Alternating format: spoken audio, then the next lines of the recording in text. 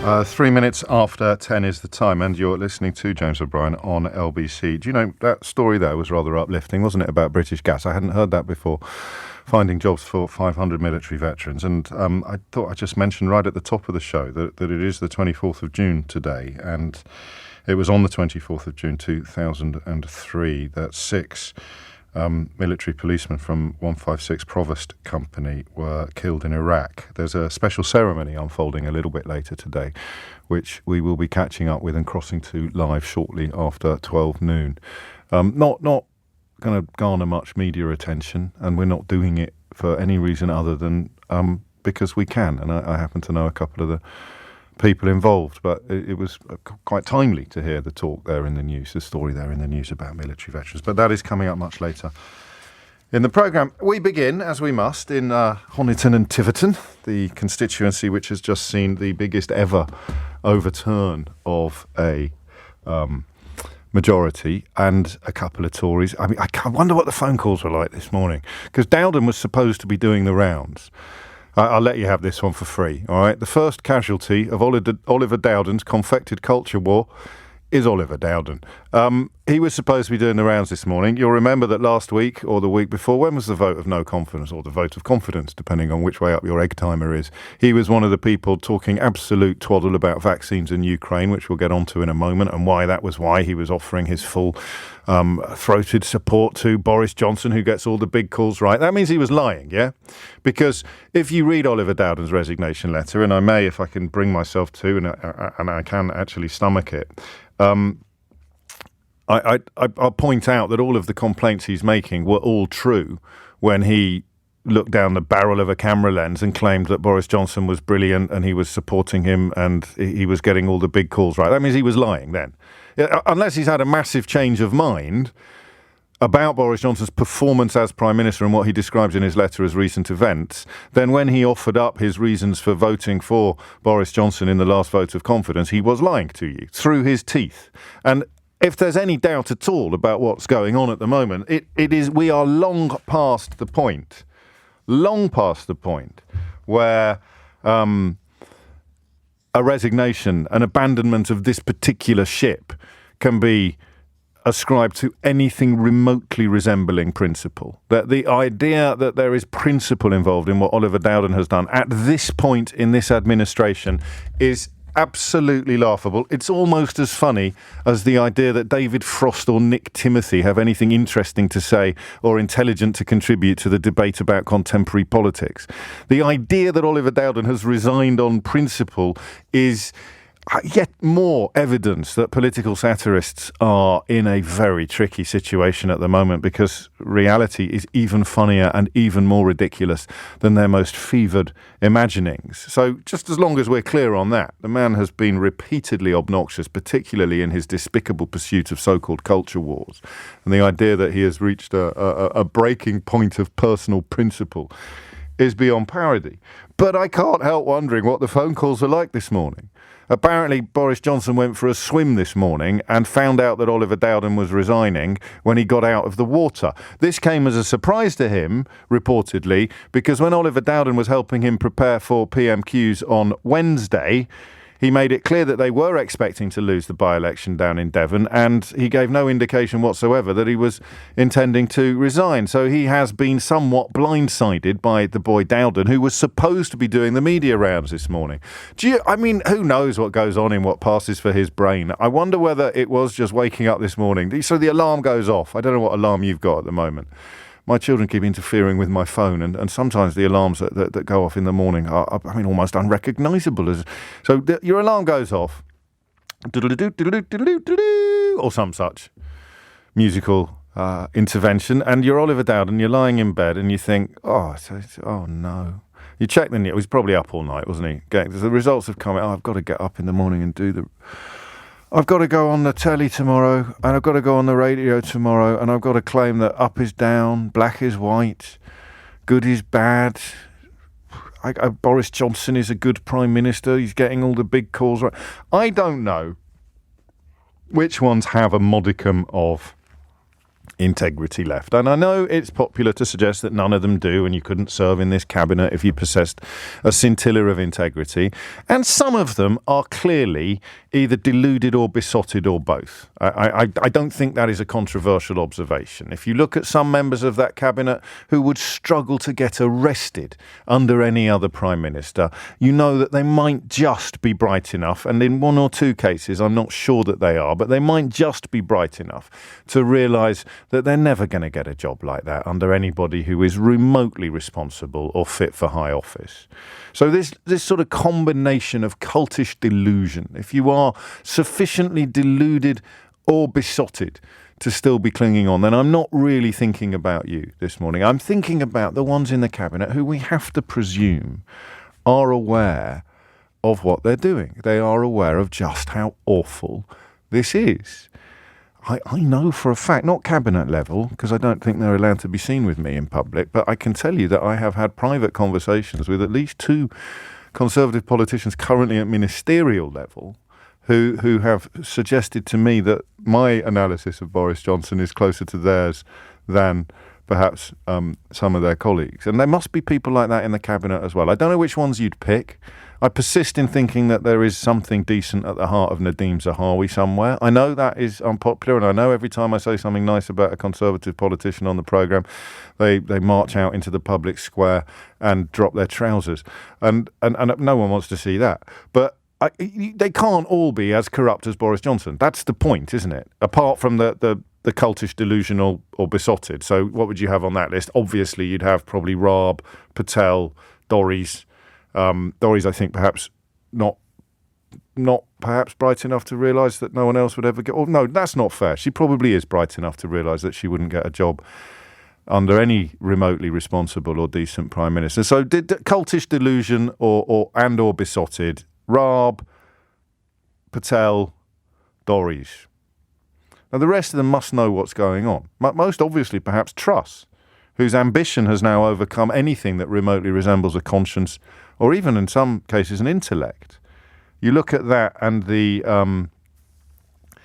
mystery of why they keep doing it becomes ever more acute. Dowden's clearly calculated this morning that his career is going to be better served by a resignation, motivated entirely by self-interest, even perhaps self-preservation. And of course, the party chairman bears responsibility for election results. Although, again, if you read the letter, he is not walking the plank in response to failure. He is walking the plank in the hope of taking Boris Johnson with him, not through principle, but through self-interest, self-preservation.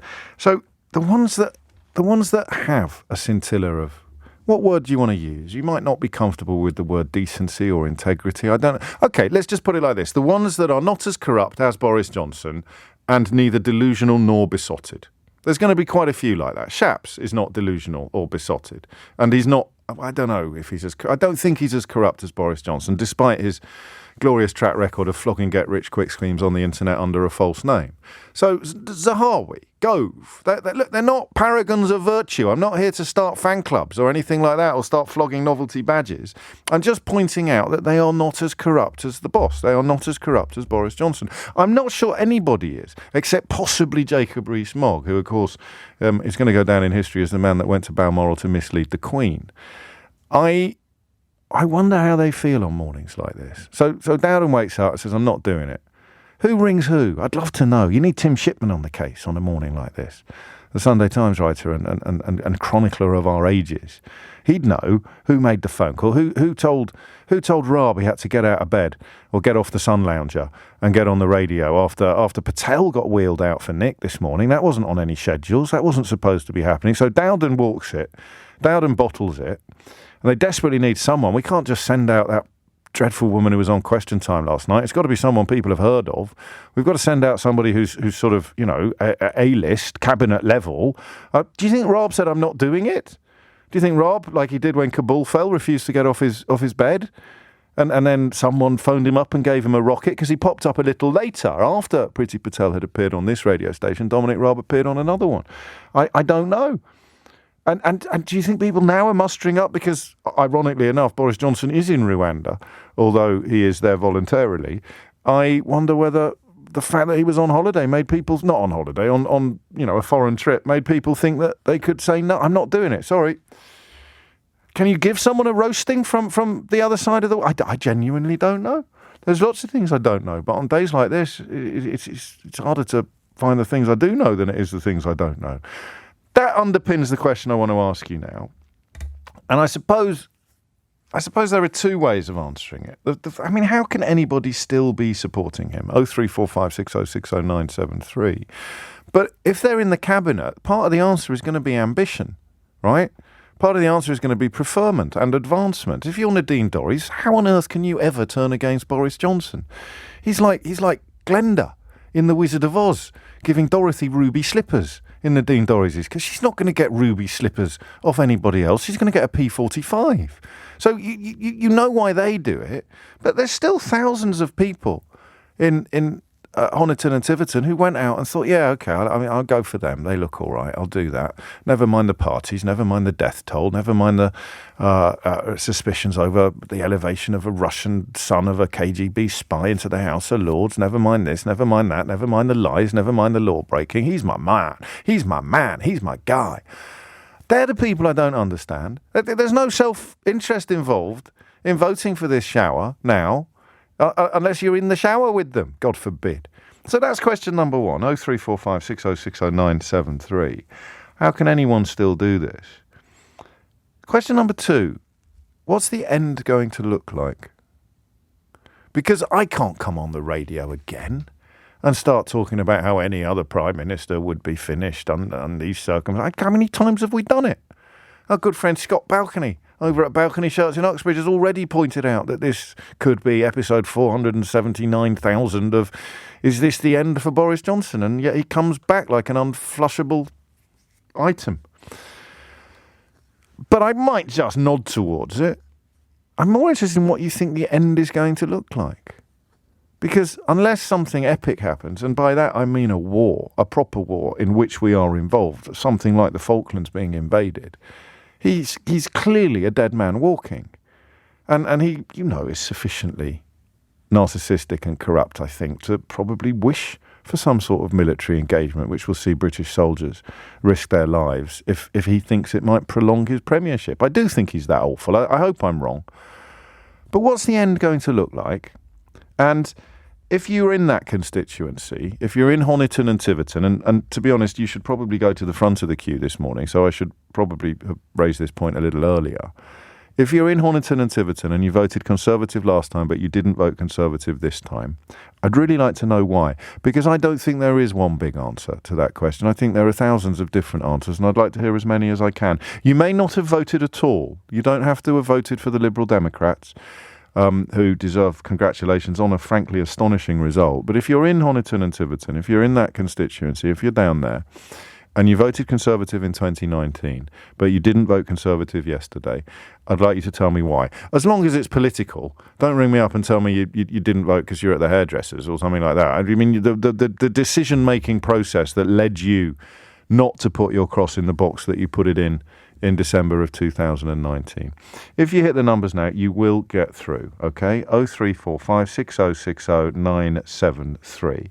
And remember, when they signed off on these by-elections, they would have known that Johnson was going to be in Rwanda. He's away for 8 more days. He's got a NATO meeting and another summit. I don't quite get that. They would have known he wouldn't be here when they signed off the dates for these by-elections. I presume they could have had him last week or next week, but they didn't. I don't know what that's about, but I just thought it was worth pointing out to you. So there's the question. If you're in the constituency, why didn't you vote the way you did in 2019, 03456060973. And if you're not in the constituency, what's the end actually going to look like? What is going to do for a man who has survived scandals and behaviours that would have seen any other Prime Minister at any other point in British history politely shown the door? They used to say, didn't they, that the Chief Whip goes into the Prime Minister's office and gives him a glass of whiskey and a metaphorical revolver. But Boris Johnson, rather than doing what honour would demand at any other point in British history, Boris Johnson would drink the whiskey and shoot the Chief Whip. 20 minutes after 10 is the time. First of all, an apology. I'm told it's pronounced Honiton, not Honiton. Has anyone else been getting that wrong, or is it just me? I really have to start paying slightly better attention. So, again, the first invitation this morning is to the burghers of Honiton and Tiverton. If you voted Conservative in 2019, why didn't you vote Conservative yesterday? And I just thought I'd double-check on the quote from Oliver Dowden all those years ago when there was a vote of confidence in Boris Johnson. It wasn't really years ago. It was this month. It was 18 days ago. It was June the 6th. Oliver Dowden said, "I will be voting for Boris Johnson in the confidence vote tonight. He's demonstrated real leadership in getting the big calls right as PM, Brexit, vaccines, reopening and Ukraine." I mean, that is such a heap of rubbish, isn't it? And yet I keep seeing it. I even read it in a newspaper today, that it boggles the brain.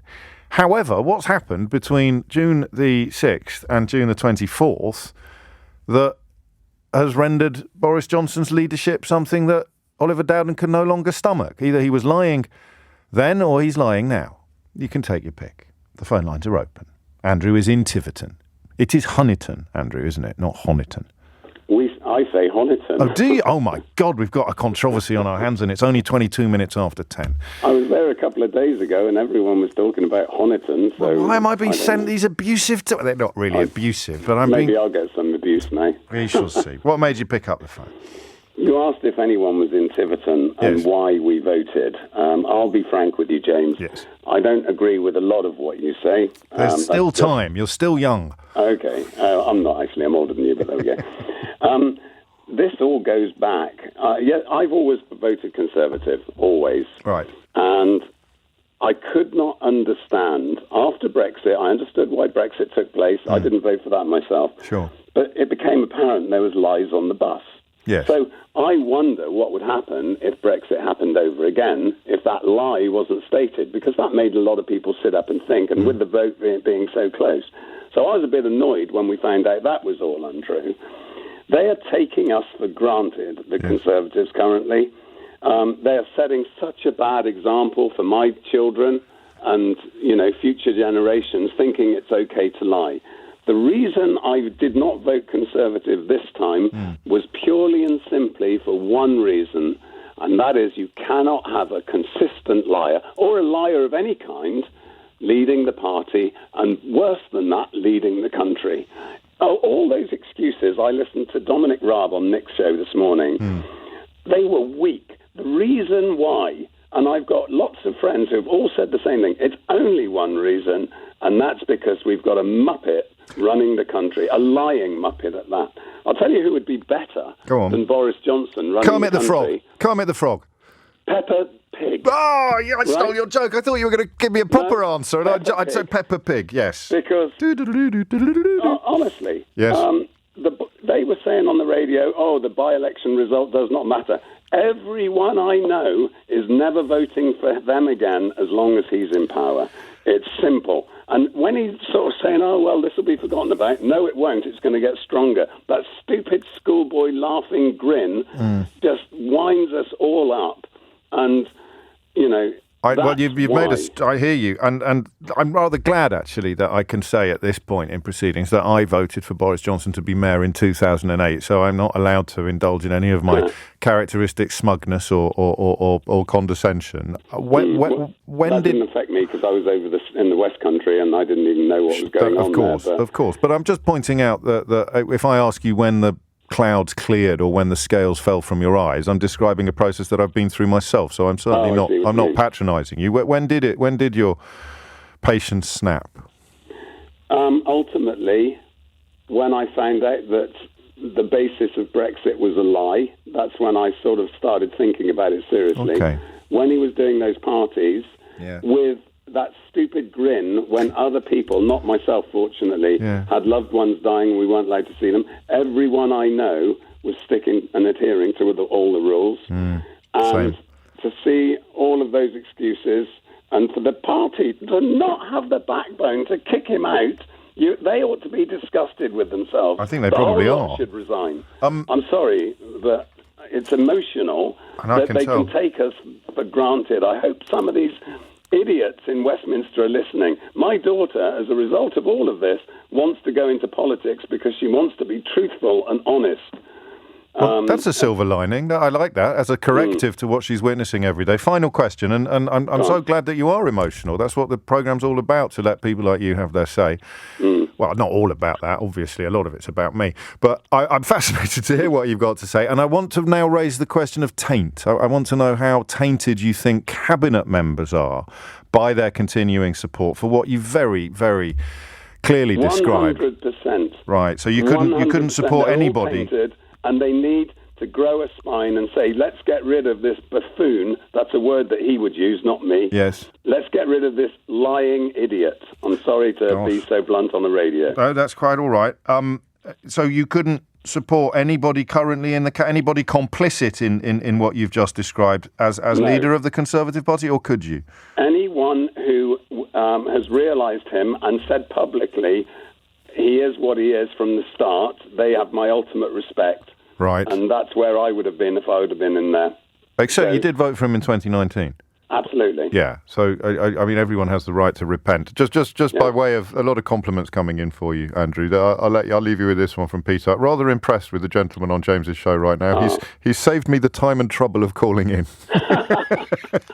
So we're both great. We're both grateful to you, and we'll have a chat another time about the areas in which we disagree. 27 minutes after 10 is the time. Liz is in Cricklade. You were canvassing in Tiverton, Liz. What do you think's happened down there? Yeah, hi, James. Hello. Great to hear that caller just now, because, he certainly epitomised many of the voters I spoke to in Tiverton. And but, it wasn't always about Remainers. I spoke to people that voted Brexit. One in particular stays in my mind. He's ex-forces and he's moved into social care. Right. And his main reason for vote, he said he voted Conservative all of his life. It was his identity, everything. But yes. He was just, again, emotional and really agitated. Yeah. And at the end of our conversation, he just looked at me and he said, I voted Brexit, as well. I believed in Brexit. And then he looked at me and the scales literally popped off his eyes and he said, that was all a lie as well, wasn't it? And it dawned on him that moment as we were talking, which was really incredible. Powerful. So I've canvassed in all three of the by-elections, and I came back and said I thought that this was the softest vote so far. It really wasn't difficult to move people. The numbers are objectively staggering. Not just the victory, but the scale of the victory, the ease, the margin. A bit. Goodness knows what's going to happen next time when this chap, who apparently by all accounts was a very impressive local candidate, again ex-military, when he gets to defend it. Can you talk to... Sorry to... the local community, especially within these rural areas, is very strong. We're all bound together locally. Yes. And there was this sort of naughty glint in some people's eyes, as in, the vote's coming your way, I've just been speaking to all my friends, and we've never voted Liberal Democrat before, and we're all excited. Interesting. Can you talk to me briefly about the people who were still loyal to Johnson personally, or the party generally? Yes. I met a few, probably three. I got refused by a few, so some of them wouldn't talk to us. Of course, so you were canvassing for the Liberal Democrats, just in case anybody's wondering. But I am keen to hear what those three were saying. I'm very much a Liberal Democrat, and the three in particular stick in my mind, and they just wouldn't listen. They were entrenched, they were aggressive.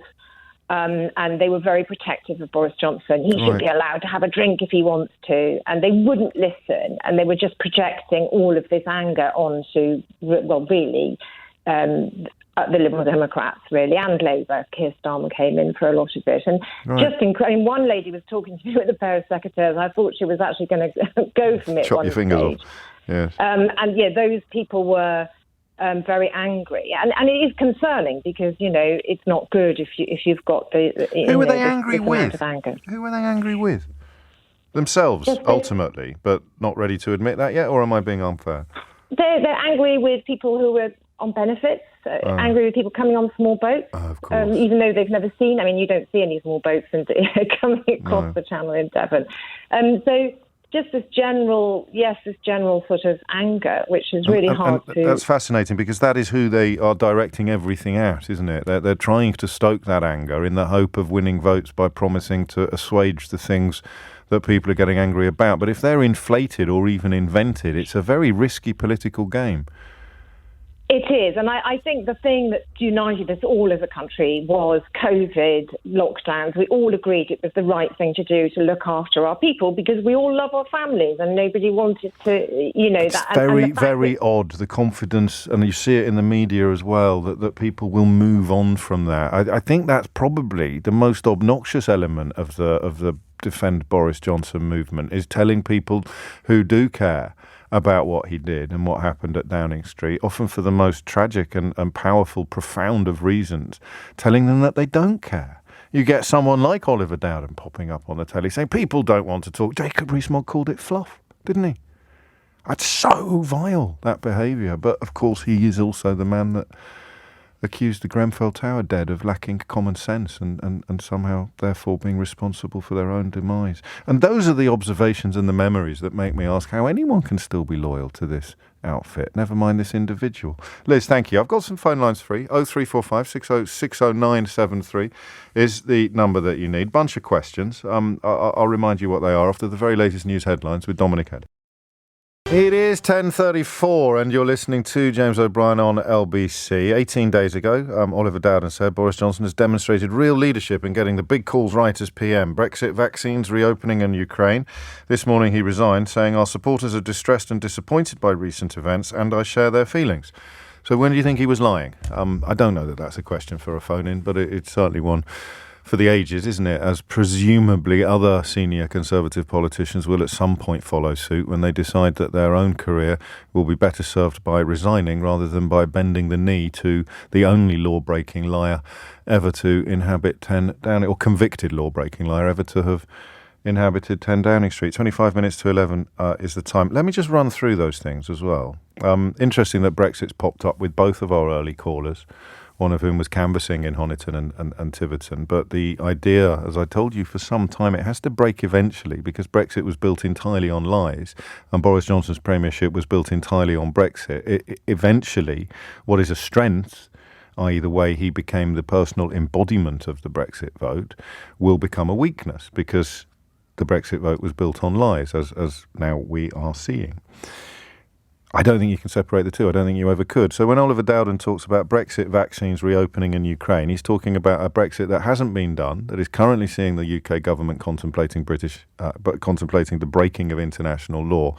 And perhaps crucially, the Brexit that apparently Boris Johnson got right is one that even people who voted for it are turning against in their droves. So there's something mad about a country where a senior politician is defending a prime minister on the grounds that he got something done that A, he didn't get done, and B, the people who thought they wanted it have been increasingly persuaded by reality that they don't want it.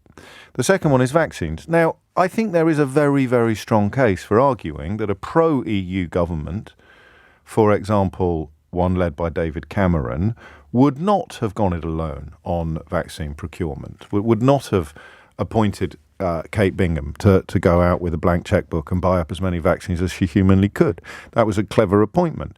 And I don't think that a pro-EU government would have done it. But there's two things to remember about this, because it's almost as bogus as Brexit when it comes to reasons to support Boris Johnson. Point number one is that there was absolutely nothing to stop us going it alone while we were EU members. So, you know, it's a counterfactual, of course, because we had an anti-EU government, but a pro-EU government, a member state, could have gone it alone. Actually, there are three things to remember about the vaccine nonsense on this. That's point one, that the EU membership would not have prevented us from pursuing an independent course. So claims that they are dependent upon each other, claims that the vaccine rollout was dependent upon Brexit, that's a lie. However, because I'm honest and they're not, and you must never come down to their level, I do believe that a pro-EU government probably would have gone in with the Europe-wide scheme, which leads us to point two, which is that we're not in the lead anymore. The Europe-wide scheme caught up with us incredibly quickly, and in the case of several countries, has actually overtaken us and remains ahead of us. So they're boasting about leading something that they're not currently leading, which is bonkers. Again, just as supporting a prime minister for getting Brexit done when A, he hasn't got Brexit done, and B, people who thought they wanted it no longer do, it's just as bonkers, really, as claiming leadership in a vaccine race that we are not currently leading. And we haven't been leading it for a very long time. Point 3, of course, is that if you want to put Kate Bingham on the table, if this were a game of cards and you play Kate Bingham, people who are a little bit more clear-eyed and honest about Boris Johnson's tenure in Downing Street would simply play the Dido Harding card, and they cancel each other out. So he hired the wife of one crony to do one job, and she turned out to do it rather well, and then he hired the wife of another crony to do another job, and she was an unmitigated disaster. So that means we're evens. That's equal. That's zero. You can't mention Kate Bingham without mentioning Dido Harding. Reopening, that's just a meaningless phrase. I mean, again, we're not in the lead anymore. I've been visiting other European countries recently. There's nowhere in the world that sits there thinking, oh gosh, I wish we'd reopened as quickly as the UK. That's just nonsense, but it plays well with people who don't like thinking. And finally, Ukraine, which I think is the most insidious of all, because first of all, Poland has done more than any other country in Europe to support Ukraine. Not the UK, but we have done more with regards to weapon supply than comparable allies. And countries like Germany are really shaming themselves and their population in the race to arm Zelensky. They're doing it for one very obvious reason. They're a hell of a lot more dependent upon Russian gas than we are. I think our take-up is about 5%. So there is absolutely, with the exception of the last Labour leader, Jeremy Corbyn, I don't think there's a politician in Britain who would have behaved differently with regard to Ukraine than Boris Johnson has done. There just isn't. Whoever was in the Prime Minister's office at the moment, whether it was Liz Truss, Ben Wallace, Keir Starmer or Diana... Well, no, not Diana. All right, apart from Jeremy Corbyn and his closest allies, no politician in Britain would have behaved any differently from how Boris Johnson has with regard to Ukraine. And that's just on weapons. The refugee scheme is a national shame. They're facing homelessness now, many Ukrainians who came over here, without a word of support or a scintilla of effort from the government. So those are your 4 big calls, according to Oliver Dowden 18 days ago. He resigned this morning, 18 days ago. Brexit, vaccines, reopening, Ukraine.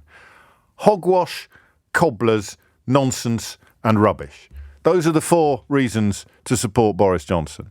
Something's happened in 18 days to lead Oliver Dowden to this conclusion. Our supporters are distressed and disappointed by recent events, and I share their feelings. 18 days ago, he's demonstrated real leadership in getting the big calls right as PM, Brexit, vaccines, reopening, and Ukraine. Absolute nonsense, as I've just demonstrated to you. Every single one of those claims isn't worth the paper that it's printed on.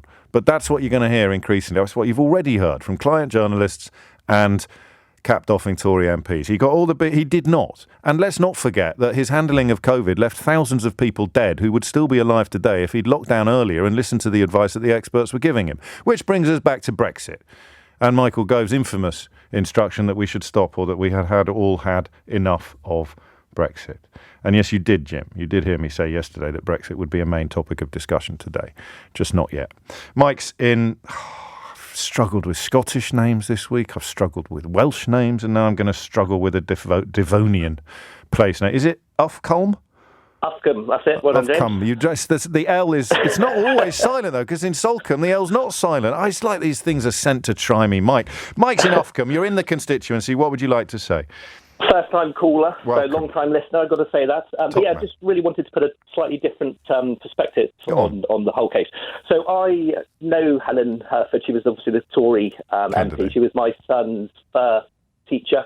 So we've known her 10 years. Okay. I've always been a Conservative voter. Sure. But we went to the polls last night and we went Lib Dem because we just couldn't bring, sorry, when I say we, my wife and I, yes. We couldn't bring ourselves to continue with the farce that is the Tory government. And that's quite a big thing for me to say. I can tell. It's still hard. I've got neighbours. We're in kind of a small hamlet. I've got some of the old school boys that have always been Tory, sure. And even they're blaspheming about the Tories, and they've been blue blood for many more years than I've been around. When you say the Tories, Do we mean the Tories, or do we really just mean Johnson and his closest associates? It's a tough one. The soul searching I had, knowing Helen and actually liking her. Of course. For me, not to vote for her was quite a big thing. In all fairness, I understand. But I think you're right.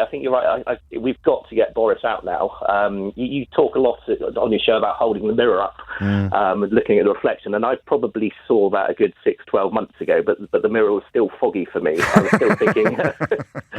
still thinking. Do you know what? It's going to be okay. It's going to be okay. And every time the news comes on, or we watch something else happens, and I think the lies have really got to me. And I even laughed at some points. You know, when you saw things come on the news, I found it funny. But now people are dying, people are losing their jobs, people are really struggling, and it's not funny anymore. And I've kind of, you as you say, looked at the reflection, and I'm now seeing it. I think you make a brilliant point, because far be it for me to defend him in any way, shape, or form, but treating everything like a game when there's nothing serious happening is not actually as big a problem as some people might think. I think Cameron in particular expected to have the easiest premiership in history, coming out of an economic disaster, so you're never going to be worse than things were in 2008.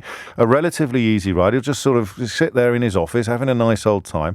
Johnson probably had an inkling of what was on the horizon with regard to Brexit falling apart, but he'd back himself to get over that. And then along came coronavirus. Trying to claim it as a win, as Oliver Dowden was claiming 18 days ago, trying to claim that somehow he deserves credit for his handling of coronavirus is quite a flex, I find. Massively, no, I agree. And it does, doesn't it? Every single time you do switch on the news, or a different day, when the sun comes up, something different happens. And I think one of the bigger turning points was I've never really been a big fan of Jacob Rees-Mogg. Sure. But again, I found his character amusing. Yes. But when I was listening again 2-3 weeks ago on your show and a couple others, where he did that massive U-turn on the single market, wasn't it? And the lies, the guy was promoting it. He's pulled us out of it, and now he's done full circle again. And then we couldn't afford the cost of abiding by the withdrawal from that. We have to. We can't start doing all the checks. It would cost too much. It would damage business too much to do all the 100%. Things that were supposed to be one of the reasons behind Brexit. Yeah, and there's still a lot of people down here that do vote Tory, and I find it hard when I'm looking at that, when they're seeing the lies and the distrust and everything in the media. I cannot now see why they're doing it, and I say the mirror's up for me. I'm glad to hear it. Better late. And I always mention at this point, as I did with the earlier caller from Tiverton, I always mention that I voted Boris Johnson to be Mayor of London in 2008, because I'm not going to sit here and patronise anybody or condescend to anybody. We all reach the same destination from different directions and in different ways. I suppose, in my defence, he was a very, very, very different politician in 2008. But I do this for a living, and I fell for it. Mike, thank you, mate, taking me right up to the 10:46. It's 10:49. You're listening to James O'Brien on LBC. Go on then, you have a go. Well, what sort of question could we also be asking today? Thank you. Adam's up next. He's in Tiverton. I'm very grateful. I had a rare outbreak of modesty this morning. No, I'd stop. Titty ye not. I really did. The producer said, why don't we just ask for people in the constituency to ring in and tell us why they did what they did? And I said, that's a bit cocky, isn't it? We're never going to be able to fill a show with people from one constituency down in Devon, but here we are, doing okay. I don't want it to be exclusively constituents, though, because this is national politics now, and I do think it's time to address the elephant in the room. Impressive though the Liberal Democrat victory was, unprecedentedly impressive, the biggest majority ever to be overturned, and it wasn't just overturned by a whisker, it was smashed out of the park. And I'm told that the local candidate was very, very impressive. But was this really a vote for Labour in Wakefield or the Liberal Democrats in Honiton and Tiverton? Or was it simply a vote of no confidence in Boris Johnson? The constituents of Honiton and Tiverton did what the Conservative Parliamentary Party lacked the testicles to do. And they sent an absolutely undeniable message to Boris Johnson that we have had enough of you. That, I think, is something everyone can have a crack at. What are we looking at here? Are we looking at a resurgent Liberal Democrat Party or a rejuvenated Labour Party? Or are we just looking at the death throes of a uniquely corrupt Prime Minister? 0345 60 60977.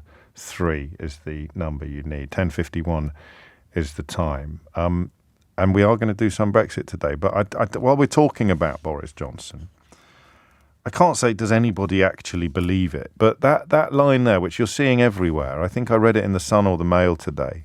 It's hard to tell them apart at the moment. But the Sun has funnier headlines. Oliver Dowden, 18 days ago, he's demonstrated real leadership in getting the big calls right as PM. Brexit, vaccines, reopening, and Ukraine. That's the litany. That's the list that they are being sent to repeat. He obviously didn't even believe it himself, because last night, of course, he said that people have had enough of recent events, and he is one of them. So they don't even believe it themselves.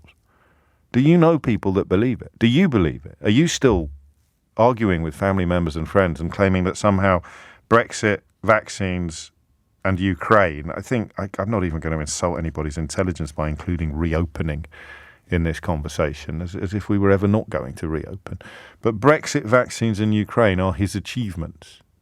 One is falling apart. The other is not leading anymore and only was briefly. And the last one, literally, any Prime Minister worthy of the name would have done exactly what Boris Johnson has done on this. That's on the weaponry. He's absolutely betrayed the people of Ukraine with the refugee scheme. It's incredible that they're holding up as achievements things that are actually shaming and disgraceful, isn't it? Hit the numbers now, you will get through. Back to Tiverton. Adam is there. Adam, what made you pick up the phone? Hiya, James. How are you? Very well, mate. What's on your mind?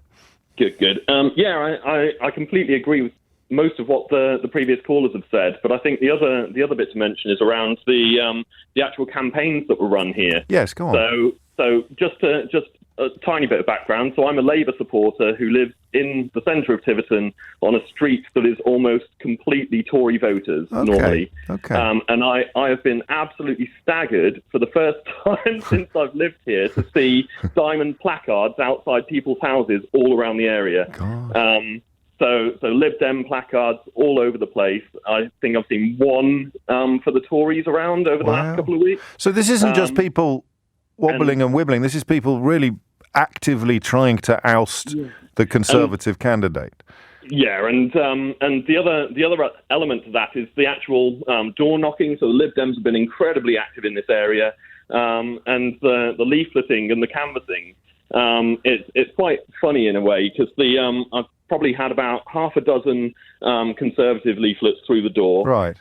Which barely mentioned Helen Herford. Right. She wasn't prominent on any of the leafletings that they put forward. It was all about the local Tory party and what they do, because they're in charge of the council here. Yes. And so it was entirely focused on those elements and nothing about what she's doing.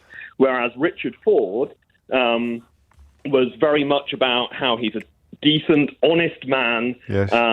Family man who cares passionately about the area, and all of those sorts of things. And it was just like chalk and cheese between the two. But that's also those words, and I haven't seen the leaflets, that they would once have been commonplace on the Conservative candidates' paperwork. But with Boris Johnson in charge, you can't really talk about honesty and family values, can you? Yeah, and the only clip that people have seen of Helen Herford actually giving a response to a question was when she was effectively supporting Boris Johnson, and so I think that this is the stuff they'll be watching. This is the stuff MPs will be watching. They'll be looking at what happens when you express support for him, or you claim that he's honest, or you try. I mean, that's why those 4 Dowdenisms are going to haunt an awful lot of politicians. The idea that there's anything to congratulate him for is increasingly incredible. Yeah, and with Neil Parish, he was quite vocal actually when he was in place, and yes. A lot of local people really liked him. And even as a Labour supporter, I know Neil Parish. I get on great with him. Sure. But he was not afraid to speak out against Boris Johnson and the lies and to say, this isn't good. And when you see Helen Herford come forward and start sort of bending over backwards... But that's not her fault. You can't get on the candidates list if you're going to be critical of the leader. You can stay on it, albeit that there was the big purge in 2019. So I'm just putting a word of... But that does present a huge problem for the Tory party going forward if they can't feel field any candidates who are critical of him, and the biggest issue at the moment is Boris Johnson is a liar. Every single one of my neighbours was saying that it's not even an opinion. It's not an opinion anymore. It's just counting. Yeah, and so they were fed up with the lying, and with Partygate had really struck a chord with people. Fluff. And then with regards to Richard, I think the final bit that sealed it around here was that the Lib Dems put a letter that's sort of it's printed, but it's drafted in sort of a handwritten font. Yes. So that it looks like an actual letter, and it's written as it opens with "Dear Neighbour," right? And it talks about Richard Ford and how passionate he is about the area and what have you. And so many of my neighbours have said that just gave the contrast between the two campaigns and showed that actually it was a vote for decency and honesty, as opposed to lying and corruption. That's really, and I like that. I mean, you didn't know that I was going to introduce that element to the conversation because you were already on hold. But the question of whether it was a vote for or a vote against. Finally, Adam, if you would, a word on your neighbours who are still loyal to the lying, law-breaking Lebedev's lying, law-breaking lapdog, I think we'll call him today. Yeah, I mean, I think they probably would go back to Tory. The ones that haven't, the ones that are still loyal. There must be a couple because the votes were there.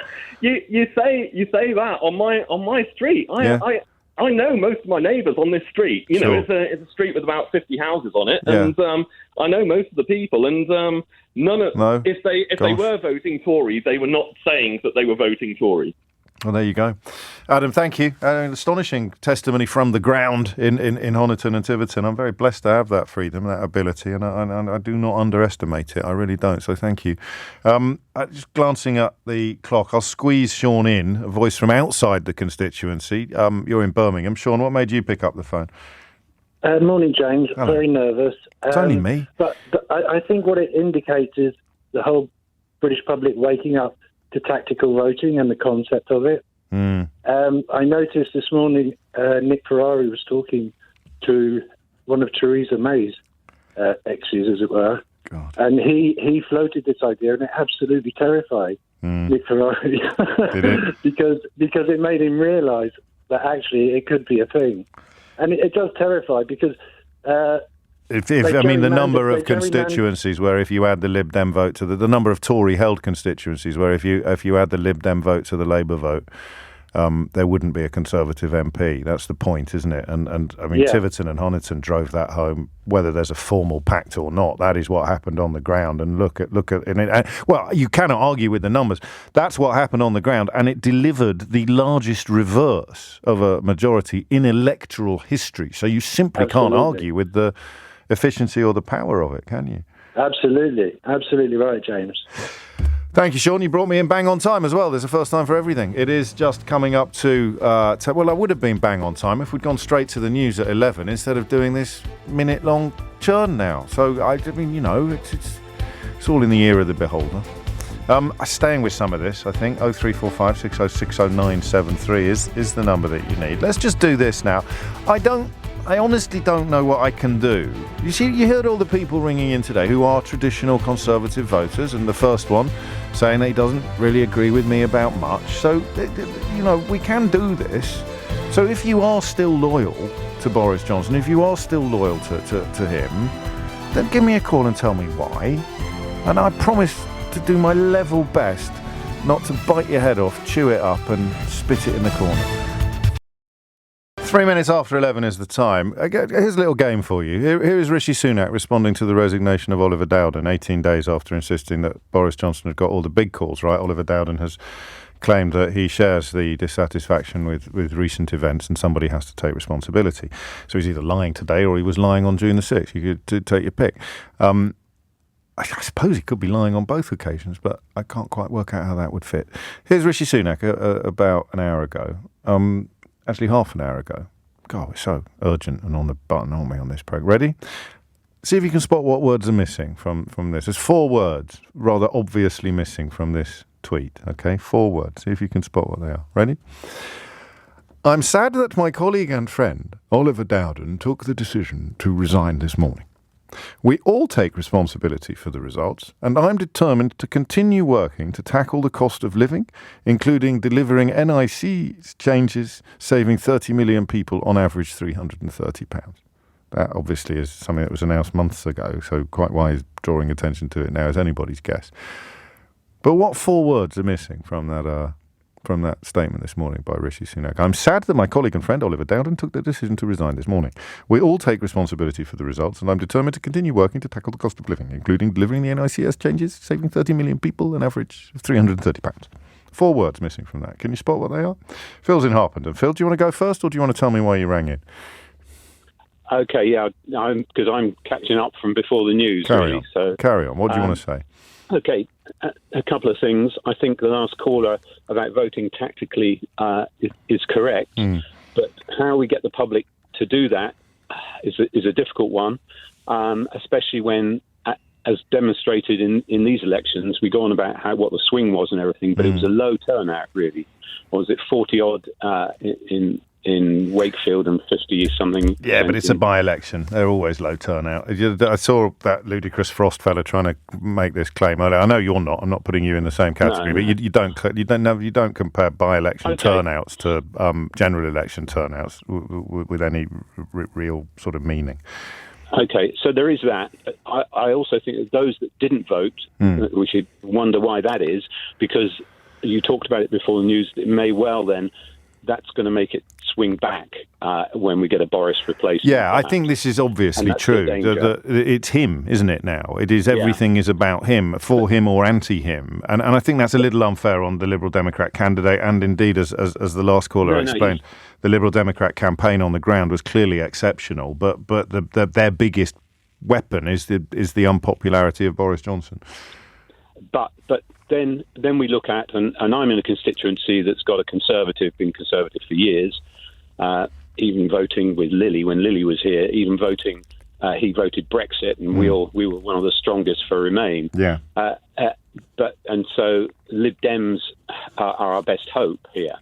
But what worries me is that whoever replaces, and I have been a conservative voter in the past. Yes. Not at the last election, I might add. Sure.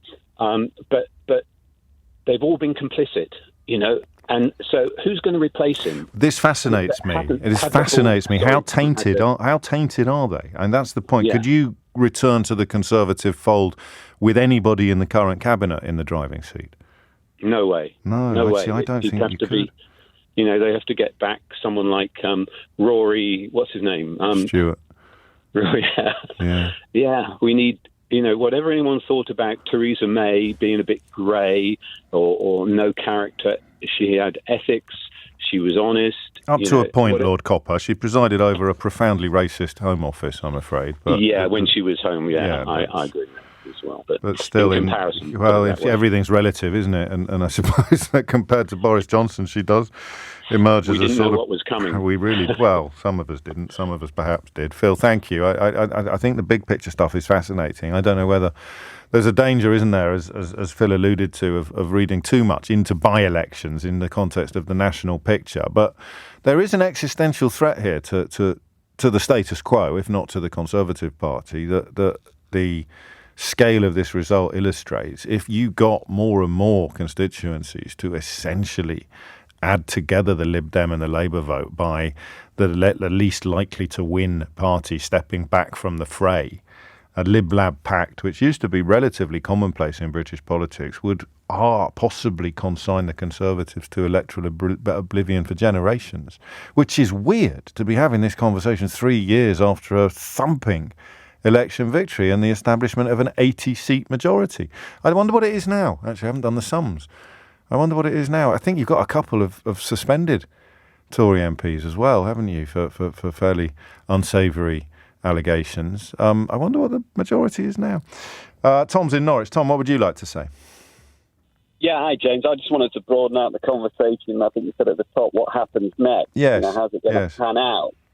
I'd like to make a prediction that, well, it's hardly rocket science, but Boris will be out by the end of the year, and I suspect Jeremy Hunt will be in place. I mean, the first bit, I think you're right, isn't exactly award-winning clairvoyance. But Jeremy Hunt, I mean, that makes two people, as far as I can count, who think Jeremy Hunt is in with a realistic chance of being the next Prime Minister. You and Jeremy Hunt.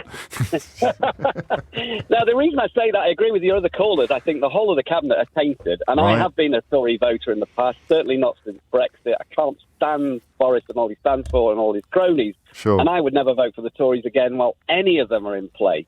So if Jeremy Hunt came in as a clean sweep and got rid of that, fair enough. Possibly. Let me run something by you. I'd be fascinated. Please do. I'd be fascinated in your answers to this. What if a current cabinet member and a relatively big beast broke cover in the most outspoken of fashion? So rather than a mealy-mouthed letter from Oliver Dowden that directly contradicts what he was saying publicly 18 days ago, what if somebody came out and said, I have stayed in the tent in the hope of stopping the Prime Minister, in whom I have never had any faith at all, from inflicting more unnecessary damage on our country. I felt that my abilities and my duty was to stay as close as possible to the centre of power because the Prime Minister has clearly been corrupt for the... What if a Cabinet Minister did that? And like almost in medieval times, stuck their flag in the middle of the hill and waited to see who gathered around it.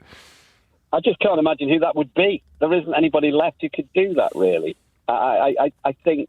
No, man. Of course there isn't. That's why he's appointed them, isn't it? Yeah, exactly. No, I totally agree with you. And I just to go, I am delighted with the news this morning. I think it's fantastic, you know. But I'm also somewhat depressed because I think it's going to go like this. I think Hunt or somebody will get in, clean slate of paper. The right-wing media, the client journalists, as you like to call them, will.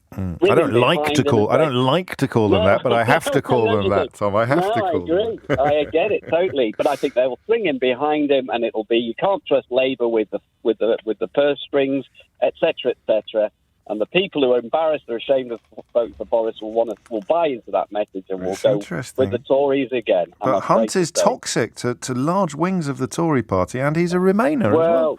That's the big problem they've got is what are they going to do about Brexit? Because if it is Hunt or someone, and he was a Remainer anyway, what are they going to say about Brexit?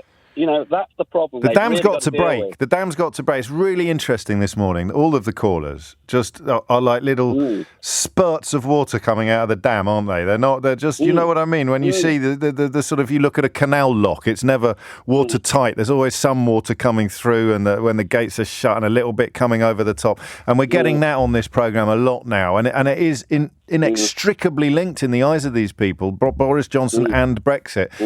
I thought the caller, Liz, who was canvassing and talked about the fella almost in front of her very eyes, the penny drops, and he goes, God, that was all a big lie too, wasn't it? I felt this was always going to happen. It's the only thing that's kept me sane in recent years, is that eventually the truth has to come out, and Brexit was a lie. The whole thing is a lie, and Boris Johnson is the biggest liar of them all. I don't think you can separate the two, so maybe the dam's going to break on Brexit sooner rather than later as well. I know the Labour Party is waiting...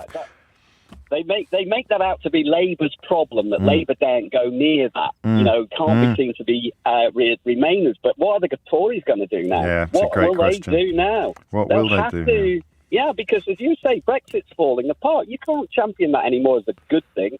Wasn't oven ready either. You know, the protocol's falling to bits, all the rest of it. Well, actually, so what are you the protocol's... What are you going to do with that? You're right. Luckily, it's not a question that you and I have to answer, because we're not client journalists or cap doffers or forelock tuggers. But that, I mean, it is an important question. We may move on to it in today's programme, actually. But looking at that, the protocol is falling apart from this side of the Irish Sea for political reasons and self-interest. But in Northern Ireland, it's producing the goods. That's one of the things that's going unreported in the much of the British media. There's a really interesting thing that happens when cultish delusion gets a grip upon senior members of the British media, whether they're in broadcast or in print. When the narrative that is designed to sustain a corrupt administration, a government led by a law-breaking liar, the lapdog, if you like, of the son of a former KGB spy, when everything is so corrupted, the people that facilitated it and continue to sustain it have to start ignoring or denying reality. Now, some reality is so obvious that you cannot deny it. You could not, for example, come onto a studio, come onto a radio program or a television program today arguing that Ukraine doesn't really want to join the European Union. You simply couldn't do that. You could not come on the radio and say Ukraine doesn't want to join the European. So they just don't mention it at all. Because the fact that Ukraine is desperate to join the European Union makes a complete mockery of what every single Brexiteer in the Tory party says about Ukraine and about the European Union. So they just don't mention it at all. And increasingly, this stuff that is not being mentioned at all, that's getting pushed away, is really damaging to democracy. So the Northern Ireland Protocol, business people in Northern Ireland, including one of the most prominent Brexiters in Northern Ireland, have been describing the protocol as brilliant for business. There'll be some people who are suffering because they're struggling to get stuff into the territory from Britain, but they'll replace that quickly with stuff coming in from elsewhere in Europe and coming through Ireland or coming directly into Northern Ireland. So it's actually going brilliantly. But this government's still in hock to the DUP, so they're talking about breaking the protocol to keep the DUP happy. But in fact, on the ground in Northern Ireland, the protocol is producing the goods. That's not going to be read about. That's not going to be widely reported any more than the fact that Ukraine is desperate to join the European Union. Why is Ukraine so desperate to join the European Union, lads? Don't they like sovereignty? What about won't somebody think of the fish? And speaking of fish, if I told you that Jacob Rees-Mogg has possibly said the stupidest thing he's ever said to Rachel Venables in the last 24 hours, would you believe me? Would you think it possible that Jacob Rees-Mogg could have said something stupid in the last 24 hours that's even more stupid than all the stupid things he's said previously? Well, join me and Rachel Venables just after 11:30 to find out. 11:18 is the time. Speaking of Jacob Rees-Mogg, this is not the stupidest thing he's ever said, because he said this just earlier this week. Have a little listen to this. We are going to move on to Brexit at some point today, because I think there is a sense now that the dam is beginning to break. I could be wrong, and obviously my certain knowledge that it would break may have made me optimistic or pessimistic. I'm not sure which. I've never doubted for a moment that the truth would eventually be re-established and that the absolute madness of Brexit would be made clear, and also that it would probably be made clear by the people who delivered it rather than by those of us who have been charged through a sense of patriotic duty with describing it accurately to people who didn't want to hear it. So here is Jacob Rees-Mogg. And I don't know if you've got a mobile phone. I suspect you probably have.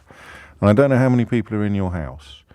And I don't know whether you all have different models of phone or different types of phone, or I don't know whether when you bought a new phone you had to buy a new charger with it because your old charger wouldn't work on your new phone.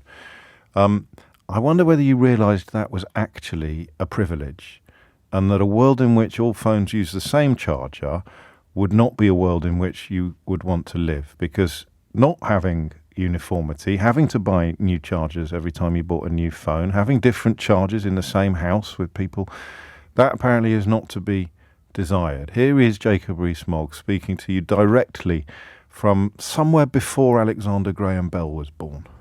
Thankfully, we left the EU before it decided to mandate what sort of phone chargers we can have, a typically short-termist and anti-innovation measure which will only have a long-term negative effect on consumers. I'm tempted to ask what the long-term negative effect on consumers could possibly be. But life's too short. The man's just lost it now, if he ever had it in the first place.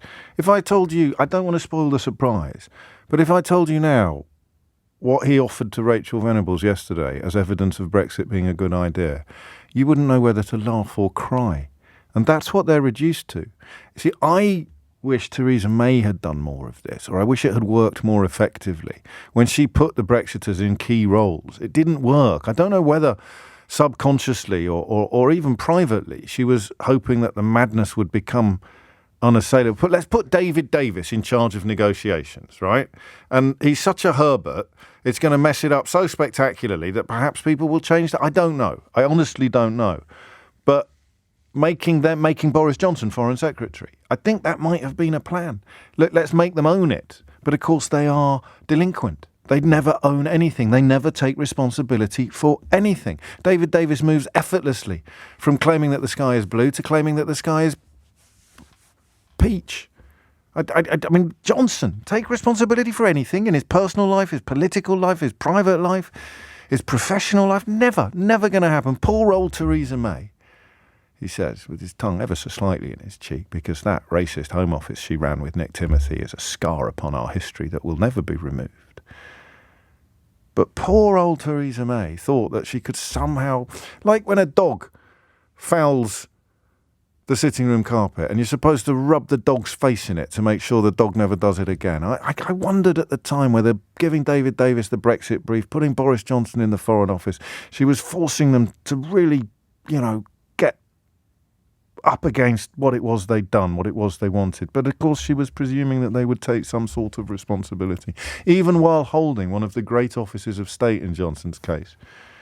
She just presumed you can't have a foreign secretary who takes no responsibility for anything and glides blithely from one scandal and one example of egregious behaviour to another. And of course what Mrs May has discovered is it's not just as Foreign Secretary that Boris Johnson will behave with absolutely no sense of honour, dignity or responsibility whatsoever. It's as Prime Minister as well. Sital is in Uxbridge. Sital, what would you like to say? I wanted to respond, actually, on your comments about the vote of no confidence in Boris Johnson. Are the votes in Tiverton about not voting for Boris Johnson or voting for the Liberal Democrats and in voting for Labour? And as a councillor who won a seat in one of Boris Johnson's wards in Uxbridge, congratulations. Thank you. So I feel that the Labour seat was won there because as per the candidate, the Liberal Democrat candidate, they were talking about the letter that went out, there was a passion behind the Labour Party candidates that wasn't there in existence in the Conservative candidates locally. And whilst people might sit there and go, well, I don't want to vote for Boris anymore, and they might abstain from voting, to get them to vote for another party then becomes about the personalities that are involved that they've got on offer, I feel. Yes. And this was the case in our local campaign, which was that whilst they could have just gone, we're not going to vote, we turned them around to going, yes, I understand you're not going to vote because you don't want to vote for these people anymore, but how about voting for an alternative, as in us, and this is what we stand for. I know how elections work, Sital. I didn't want to give you the impression that I didn't. No. And of course, as a victorious Labour councillor, you're going to resist furiously the notion that the vote, that your victory was delivered by disillusionment with Boris Johnson rather than enthusiasm for yourself or for Keir Starmer. But I'm going to need a little bit more than that by way of evidence. Yeah, well, I mean, people on the streets were turning around and having this disillusionment with Boris Johnson. They really, really were having that. So it's an opportunity. It's an opportunity rather than a gift. Yes, I think so. I think it's an opportunity for Labour councillors, alternative party councillors and MPs to be able to go, this could not get any worse. We have the opportunity to be able to show that we are committed to our local communities and we can offer and deliver a difference and a good, strong campaign on that basis, because Brexit can't be the only, it can only last for so long, because what happens after Brexit? What happens when those people want more and they want the investments into their communities and they want to be able to... Well, you tell me what is going to... I mean, I like this as a topic. I just don't know. Yep. Do you know what my curse is at the moment? I never know whether it's time. This must be what Keir Starmer feels like, because I think that your leader is clearly aware of the madness of Brexit, but also aware that he can't start pointing it out until no one sane is going to argue with him. I think that's the calculation. It's as if, the dam is going to break, but he's not going to start swimming until there's enough water to swim in. And when he finally breaks cover on this, Lammy today talking about never rejoining the single market, they have to keep saying that until nobody sane is going to argue against it. And I don't know when that day is going to dawn, but listening to my callers today, particularly from Honiton and Tiverton, I think the dam is beginning to break on this. And I know Sheila took calls this earlier this week. Sheila did a phone-in on it that adds to that sense of people just going... Because they're not ideologically committed to it in the way that the mad people like Daniel Hannan and Jacob Rees-Mogg are. That they were just persuaded it was going to be good for them. And now they know it isn't. So apart from the mad people... everybody eventually is going to be going, that was an absolute disaster. What on earth were we thinking of? I think that is going across the board. I think that, people are sitting there going, well, hang on a second, life isn't getting better. And I think this week in particular, with the strikes happening, that there is a support for the strikers. Actually, there's a kind of a different kind of support for the strikers. And you've reminded me. I've got something I need to share on that subject as well. The numbers, the amount of money made by some of the rail companies in the last year, completely at odds with the narrative that much of the media and the government is pursuing. Sital, thank you, and congratulations once again on your election. Because, of course, when we talk about Brexit, you say, look, on the one hand, you've got this, and this. There must be some benefits, and that's why Jacob Rees-Mogg has been made Minister for Brexit Opportunity. So you go to Jacob Rees-Mogg and you say, look, we really need some positives. We really need you to start banging the Brexit drum. We really need you out there, front and centre, J-Dog, giving it the Brexit business, explaining to people why leaving was such a brilliant idea and giving them the evidence that their lives are going to be immeasurably improved. This is his job. This is his purpose in life at the moment. This is how he spends his every waking hour, looking for things that he can present to you as proof that Brexit is not a terrible mistake.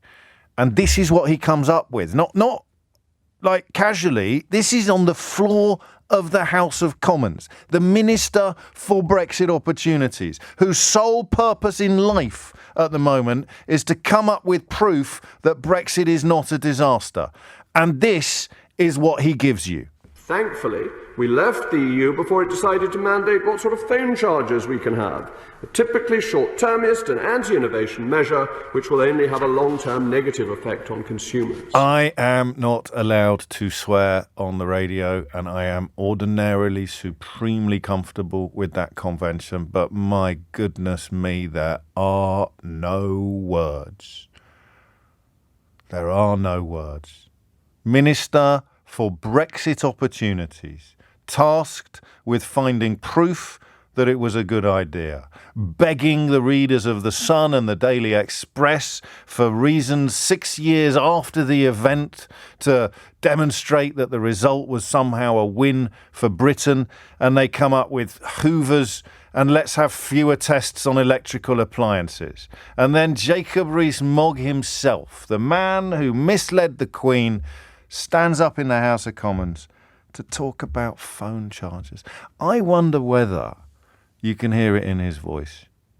Is he at the underpants on his head, pencils up his nose stage of Brexit? Or is there actually an ability to acknowledge reality? I don't know. I do know it's time to summon the Usherwood. Poor fellow's been in Devon all morning waiting for our call. We've been taken aback by the number of people calling us from the constituency. Should we summon him properly? Now, this noise may sound a little bit like my impression of an alarm earlier this morning, but I can assure you they are two completely different oral phenomena. Dominic Ellis is here now with your headlines. It is 33 minutes after 11, and finally, it's been a long time coming. No, not the Brexit dam finally breaking, but Theo Usherwood is famous. This is fantastic. Theo, 15 minutes. Make them count. Tell me, what have you done to draw the attention of so many luminaries? Even the great Sue Perkins is tweeting praise for you, and The Poke has just made a story out of your latest dispatches. What's going on?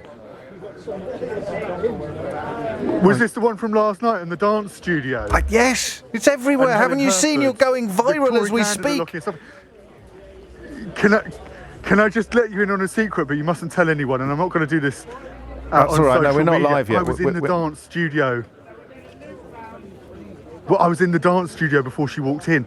I didn't clock that she'd rushed in to seal off the dance studio, and I was sitting there about to go live on air with Darren Adam. Yes. And all these people rushed in. I thought, I'm not meant to be here, and I had to fight my way out of the dance studio because I just found a quiet space to speak to Darren Adam.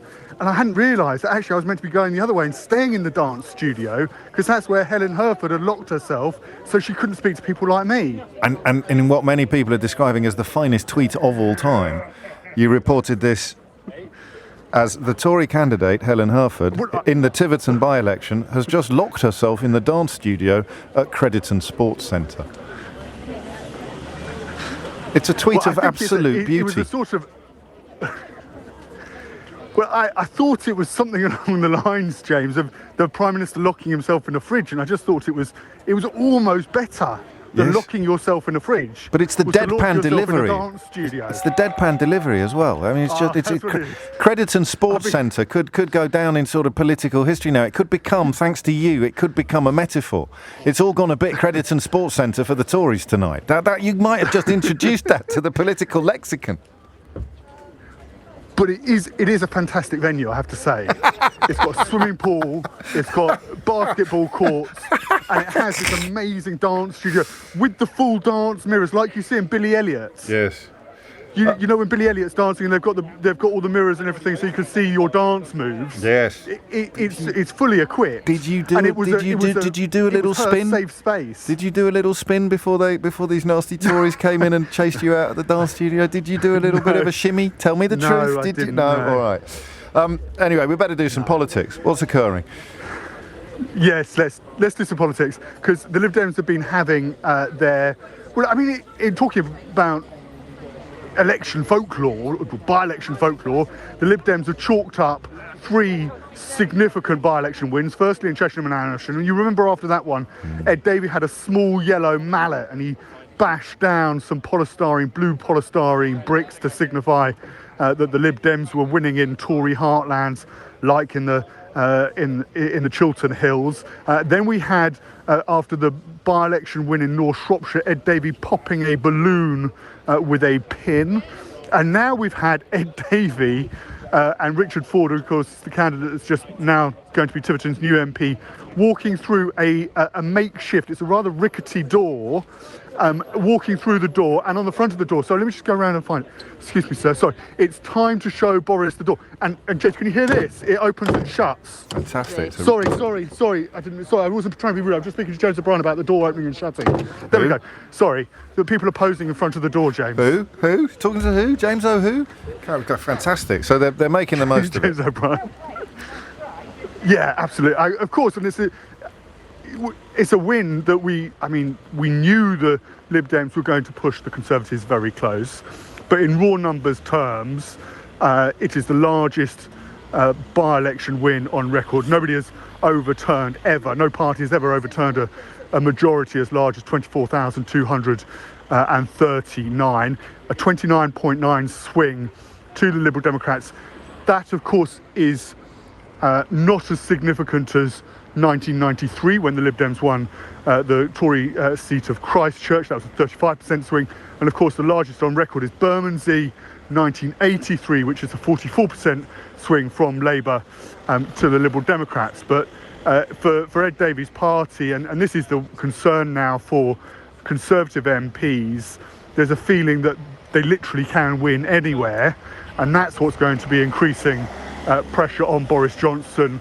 And that's what's leading to people like Sir Geoffrey Clifton-Brown, who sits on the 1922 committee of Conservative MPs, scratching their heads and thinking, do we need to change those rules around a confidence vote to get rid of that 12-month grace period the Prime Minister has? Because, of course, he won earlier this month. And that's where this story is heading, is that Conservative MPs, nobody is, and this is the argument Ed Davey's been making, nobody's safe. This is what the people of Tiverton and Honiton have said. It's time to show Boris the door. The people of Tiverton and Honiton have shown that change can happen.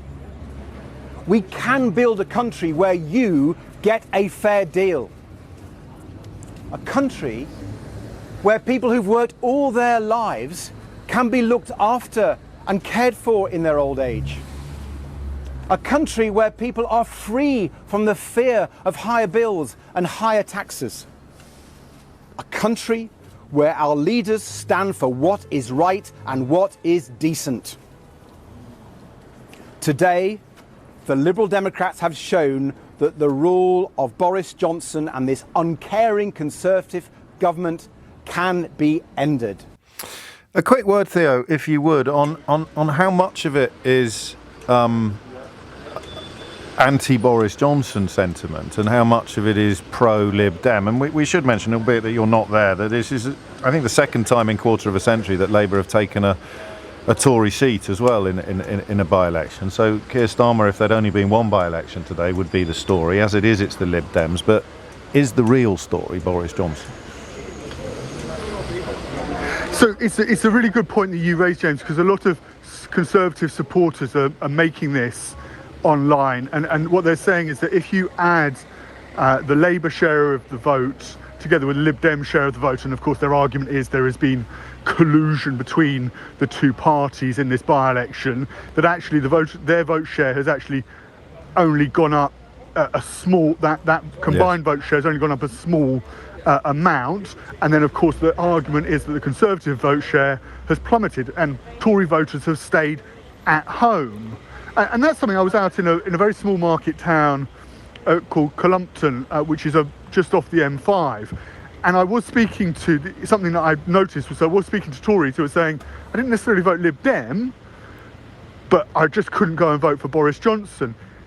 But that's an age-old argument. The game of politics is to get your voters out to vote for you. You can't complain if you can't get your voters out for you and say, well, actually, the other side isn't making significant inroads. We saw that in 1997. The Tory vote collapsed. But the Tories are making my analysis anyway, would be the Tories are making a false argument if they're saying, well, the Lib Dem vote and the Labour vote has only just crept up a little bit and our votes collapsed, because if it happens at the next general election, nobody's going to be arguing over exactly what happened to the vote. They're going to be talking about the fact that Keir Starmer has got the possibility either to form his own majority government or to go into some sort of coalition with Ed Davey. This is the David Frost and the Lib Dems. David Frost's defence this morning that somehow the fact that lifelong Conservatives couldn't bring themselves to vote at all is somehow the positive spin that he's trying to put on proceedings. You're quite right to point out that it's anything but as our friend and colleague Nick Abbott has pointed out in characteristically doom-laden tones, you still got almost 4 in 10 votes being cast for the Conservative Party in Tiverton and Honiton. Yes, and it was something that the Tories said to me, and this was during the count, was that what they noticed happened was that there was a complete polarisation in this by-election. So actually, the problem that they faced was whilst you had some fracturing of the vote between other parties in North Shropshire, okay, the Tories still lost that seat to the Lib Dems. Here, it was the polarisation was so significant, so it was literally Tories versus Lib Dems. Everybody got the message on the anti-Conservative side that they needed to vote for the Liberal Democrats, and so there was no wriggle room for the Tories at all as their voters failed to turn out.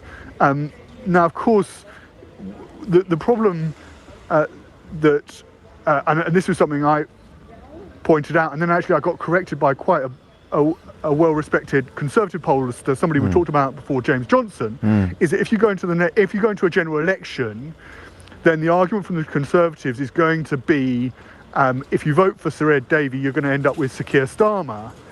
But actually what James Johnson said, turned around in a reply to one of my tweets, was saying actually the problem is Tories at the moment aren't thinking like that. That doesn't concern them. Keir Starmer might be boring, but for Middle England, he's not offensive. No. He doesn't make them want to be sick onto their geraniums, and so they won't have a problem voting for Ed Davey if they're going to end up with Keir Starmer. Finally, Theo Ushwood, has anyone checked? Is Helen Herford still locked in the dance studio at Crediton Sports Centre, or did somebody let her out? I think she found her way out and managed to escape. In the rush to get out, I left my laptop in there, and then a very kind colleague of mine actually had to go back in and get my laptop. So I assume that she's not still in the dance studio at Crediton Sports Centre. There you go, Theo Ushwood with all the scoops. Many thanks indeed. Are you coming home now, or are you sticking around for a bit longer? I'm heading. Well, safe journey. I've got to speak to Sheila, but then I'm off. Well, thank you as ever, and congratulations congratulations on your temporary comedic celebrity as well. Enjoy it while it lasts. It's coming up to 11:45, after which Rachel Venables will be talking us through what I think might be, and it was an interview with Rachel, it might be, and I know what you're thinking, do me a favour, James, have you seen the competition? It might be the stupidest thing that Jacob Rees-Mogg has ever said. And by stupid, I mean crap. I don't mean grossly insensitive, like his comments about Grenfell Tower, or by trying to claim that people who'd lost relatives during lockdown and were outraged by the fact that Boris Johnson was throwing parties like they were going out of fashion, describing that as fluff. That for me, stupid has a less serious connotation for me. So that those are disgusting things that he said about the dead, the Grenfell Tower dead, and about grieving relatives with regard to coronavirus, but stupid as in silly, like ultimately silly, not disgusting, but stupid. I think he might have just said the stupidest thing he's ever said to Rachel, well, ever. Not just to Rachel Venables, ever that he said. Anyway, we'll listen to it after this. It is 11:48, and you're listening to James O'Brien on LBC. Now, I mentioned yesterday that the best example I've ever come across of how some British people think that a posh accent, a plummy accent, and some sort of curiously arcane frames of reference is a mark of education. I said the best evidence I've ever had of that was when I had an exchange with Jacob Rees-Mogg a few years ago, which some people who rather, I think, neatly fit Charles Dickens's description of gammon felt that had been embarrassing for me, because they don't listen to the words. They note only the accents. I haven't had the chance to speak to Jacob since, but Rachel Venables did yesterday, and she's here to tell us how it went. Well, on Wednesday, Jacob Rees-Mogg, who's of course the Minister for Brexit Opportunities, unveiled what they're calling a Brexit dashboard. It's a new website on gov.uk. I'm assuming, James, you rushed straight to it. It includes 2,400 EU laws and regulations and rules that we basically incorporated en masse post-Brexit onto our own statute books. And he wants to repeal them one by one. And the reason they've put that up in this dashboard, you can see which laws reflect which departments, etc., so that we can count down basically as each rule gets removed, gets slashed. Now, we told the Commons that ministers are going to be publishing the data every 3 months to show the changes, how they've been made. A few examples, I had a look through the Home Office ones earlier. They involve the Animals Scientific Procedures Act, which is about protecting animals used in scientific purposes. There's a Poisons Act that strengthens controls on poisons and explosives. There's a Police and Criminal Evidence Act that's about combating child abuse images on the internet. So, there's a huge range of laws here that we've incorporated. He doesn't want to get rid of all of them, but he wants to get rid of a lot. Isn't it his job to find the ones that we'd be better off without, rather than just printing them all on a website and asking, who to do the work? Well, I think his aim is so that the public can see it, the public can get in touch and raise issues about certain laws. And even, he did say in a briefing I went to after he spoke to the Commons, if people get in touch and say this law is actually fantastic, we need to keep this, then so be it.